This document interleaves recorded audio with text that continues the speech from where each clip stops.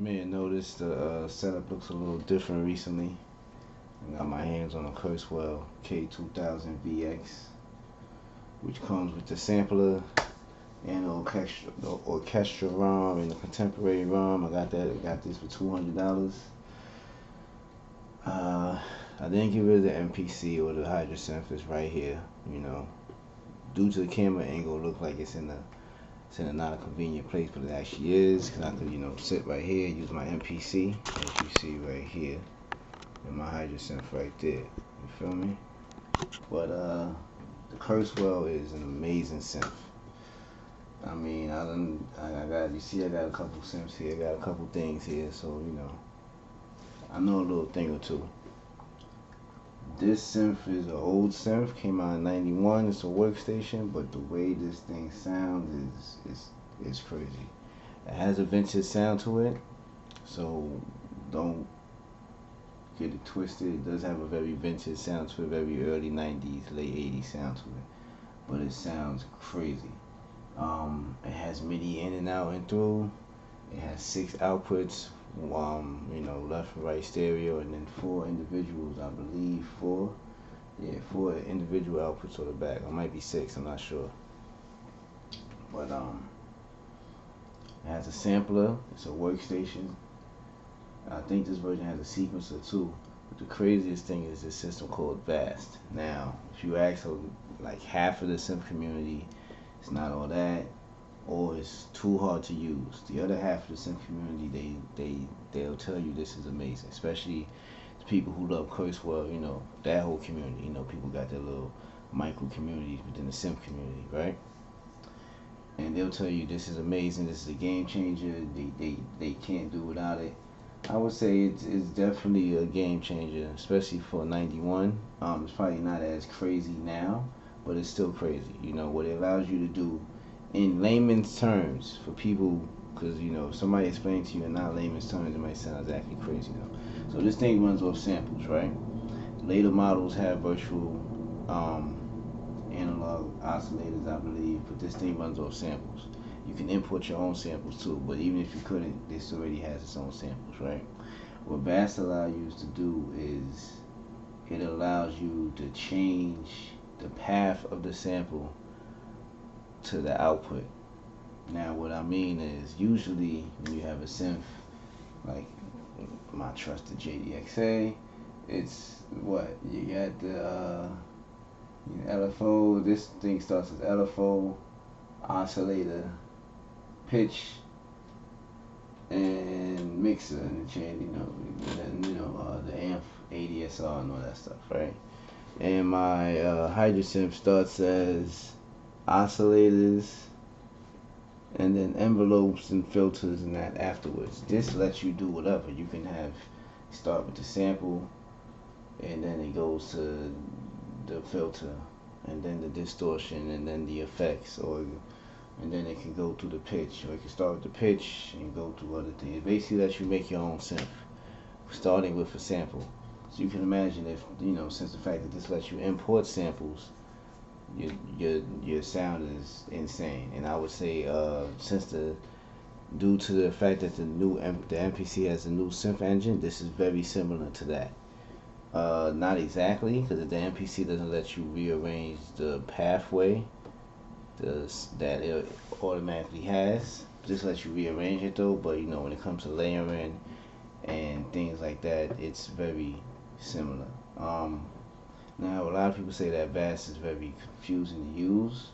I would say for the modern engine producer, especially if you use hardware and you don't just use analog synths, it shouldn't be too hard. If you are a hardware producer and you use only analog synths and you're doorless, yeah, this might get a little confusing to you. It's still not too confusing, especially if you use a DAW in any given capacity. I don't think it's confusing at all. And if you use anything like the Wave State, which I have, the MPC, the UBI Falcon, anything that's deep, even the hydrosynth, which is to me very easy to use, but it can get very deep. If you use anything like that, Vast is not hard. You just gotta understand what it's doing. The interface is amazing. It's not amazing, but it's not bad for its time, right? Um, if you know how to get to where you gotta get to, you can get to where you gotta get to. The key bed on this is great. This is probably the best key bed next to the Hydrosynth. It feels better than the Hydrosynth, right? But it doesn't have the polyphonic aftertouch. But this reacts to polyphonic aftertouch, so that's amazing, right? It is heavy. It's probably this is the heaviest synth I have. I don't plan on moving this. This barely fits on my desk, so I'm planning on moving soon. So hopefully when I move, I'll be able to get this in a better place. The biggest problem I have now is the LCD screen. Not only can I not see it at this angle, so I have to pull it out a little bit to see what's going on. And I want to use stuff like VAS and edit the sounds and all that. But it's also like very low, so I probably just gotta put some more batteries in it. But if not, I'm still probably gonna have to get a new LCD screen, and that's normal considering it's been out since 1990, I think 1996 actually. So this is actually, what, 30 years it's been out? But I got a pretty good unit. It has a floppy drive, but you can upgrade this, to take SD or external hard drive and all that. But yeah, this synth is amazing, right? It sounds great. I used to say, if I could only choose one keyboard here, I'd definitely, without a doubt, choose the JDXA. Gotta switch it up, man. I love the JDXA. I love you. You're amazing. But if I had to choose one keyboard synth here and start over, or if for whatever reason, God forbid, I could only choose this synth for whatever reason, I won't even say the F word, fire, but if anything like that happened, I would grab this, because this sounds great. This has a bunch of samples. This has, if I'm not mistaken, 200 regular presets, or 198 regular presets.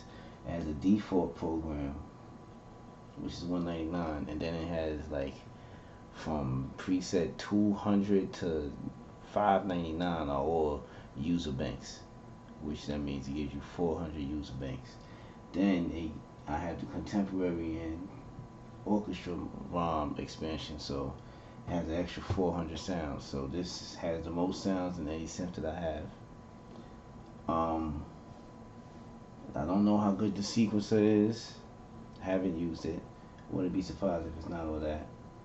I think it's 32 tracks, so that's crazy, right? I think the only thing that's rivaling that is my MPC. Even my RS7000, I think, only has 16 tracks, so that's crazy though. I'm definitely gonna look into the sequencer like after this video and see how it is though. See if anything worth conversation about. You know what I'm saying? But I would say any producer that likes sound design, get your hands on one of these, man. You will not be disappointed at all. If you do not have a workstation already, get your hands on one of these. You're looking for something that has good acoustic sounds and that just sounds good, very good. Get yourself one of these. These are affordable. I think at the most I seen it was this version, the K2000, was like $700. And the lowest I seen it was $200. That's why I grabbed it. But like this is the official centerpiece of my studio now. I start off with acoustic sounds. I made a few beats. You know what I'm saying? Start off with the acoustic piano or whatever. Add some bass from this. Add some drums from the MPC or from FL Studios.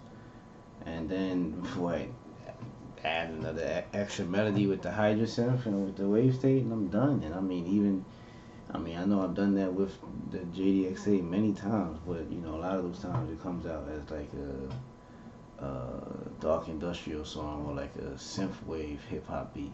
When I do it like this comes out like a regular hip hop beat because, like I said, acoustics is crazy. This is for those who use UBI Falcon. I would say this is a primitive version of Falcon, a primitive hardware version of Falcon.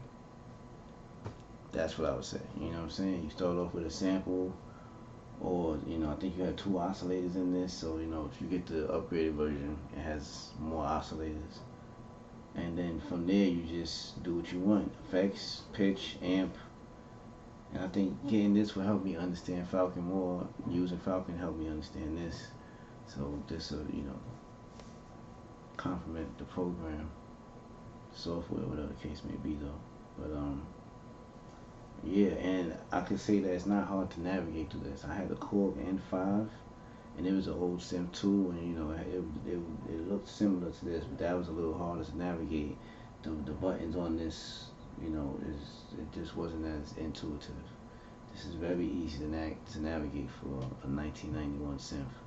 Maybe that's why it used to cost $3,000, I think, when it came out. Like, you know what I'm saying? So, I think Stevie Wonder had something to do with the creation of this synth too. So we talking about legendary access here, This even has some good bass sounds, very good bass sounds, very good bass sounds that make me side-eye the rolling a little bit, like, yo, like you gotta start doing your job here, buddy. You gotta have to figure something out. I mean, nothing's gonna replace the rolling because it's a polyphonic analog synth, and I can mix it with the digital engine, But I'm really side-eyeing the Hydrosynth, I know people's like, nah, don't. Hydrosynth can't be replaced and all that, but I mean, I've been using it still. I'm not gonna get rid of it because of how I felt when I got rid of the mini log, but yeah, man, yeah, this is dope. Another thing is I actually upgraded my sampling process due to this. So now, if I want to take my sampling to the next level, I find a sample, a one shot or a loop, either through the MPC or through FL Studios, right? I take that, I sample it into the RS7000. I use the loop remix to make a bunch of loops, right? And I sample those loops into this. Then I apply Vast, process it, add some effects onto it. Only thing I think I wish this would have had, they said that the newer model, the K2500, has the KDFX situation, so that would have been dope. Like, that would be dope, right? I think it's like extra effects you put on like the master bus, which of course opens up the sound in a whole new way. But it's 76 key. And that's another problem. That's probably the only problem I have with these. They don't have any mid-size keyboards. I think this is the only one that's 61 key, except for the 2661 version, which costs like $1,000 and change. So they wasn't playing. They're like, we're not playing with the mid-size small keyboard. These are for people that they feel serious about production and got the space for the studio. If you don't got the space for this, don't even play with yourself, right? But yeah, this is the dope synth. This is definitely taking over the space of my Hydrosynth as being my starting point, or the synth that I use to play everything. Only thing I won't, like, I'll play if I want to do the sounds out of this, I use the Hydrosynth because, like I said, this responds to polyphonic aftertouch. But anything else, the Model D, the JDXA, the Wave State, I use this. It has 61 keys. These keys are very good. These are the best keys I have here. Like I said, with the exception of the fact that the Hydrosynth has polyphonic aftertouch. So, like I said, if you got a Kurzweil, and you got the space to get a workstation, you're looking to get a workstation, if you have the money to, I would definitely suggest this. Not talking bad about the other ones. Depends on what you got. Depends on how your studio is. I feel like if you already have a good synth situation, like I do, I wouldn't get a Roland. Roland's probably the easiest one to use that I heard. Yamaha has, the best acoustics next to this, in my opinion. I think Yamaha might have, depending on how you like it though. And Korg is amazing too because of touchscreen. And touchscreen is dope, trust me. I've been using the touchscreen on the MPC with the synths. It's dope to use touchscreen for synths. Come to the filter and the envelopes, that's crazy though. But